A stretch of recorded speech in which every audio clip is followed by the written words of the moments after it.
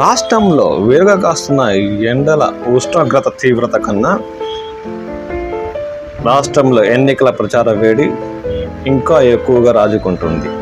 ఇంకా ఈ ఎన్నికల ప్రచారానికి 7 రోజులే గడువు ఉండడంతో ప్రత్యర్థి పార్టీ నేతలపై రాజకీయ నాయకులు తమ వాగ్దాటితో చలోక్తులు విసురుతూ ఓటర్లను తమ వైపుకు తిప్పుకుంటున్నారు.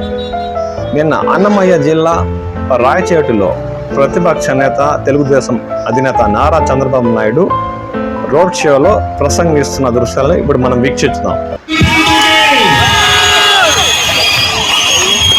ఇది కాకుండా ఇక్కడ మా ముస్లిం సోదరులు రాయచోటి అనగానే గుర్తొచ్చేది మా ముస్లిం సోదరులు.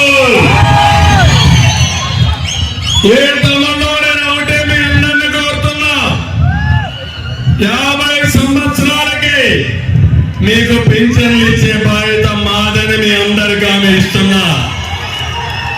ఇదే కాదు, ఏదో ఒక్కసారి మీరు ఆలోచించండి, తెలుగుదేశం పార్టీ ఎప్పుడైనా ముస్లింలకు అన్యాయం జరిగిన తమ్ముళ్ళు అడుగుతున్నా.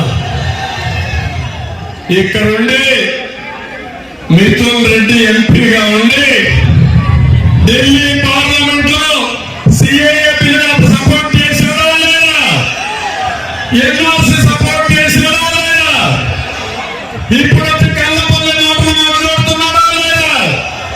సపోర్ట్ చేసింది నువ్వు, బిల్లు పాస్ చేసింది నువ్వు. ఇప్పుడు వచ్చి ఇది వస్తే ఏదో అయిపోతుందని ఆ బిల్లు వల్ల ఎవరికి నష్టం లేదు. అవునా కాదా తమ్ముడు అని అడుగుతున్నా.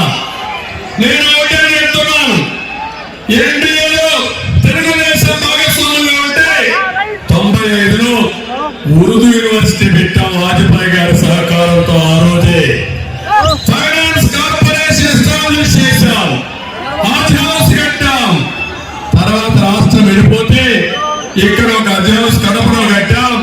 కడపలో హాజ్ హౌస్ కడితే ఒక డిప్యూటీ సీఎం ఉన్నాడు, 10% పని పూర్తి చేయలేదు తమ్ముళ్ళు. నేను అందుకే మీ అందరికీ హామీ ఇస్తున్నా, కడపలో హాజ్ హౌస్ కడతాం, విజయవాడ హాజ్ హౌస్ కడతాం. హజ్ యాత్రకు పోయే యాత్రికులకి 1 లక్ష రూపాయలు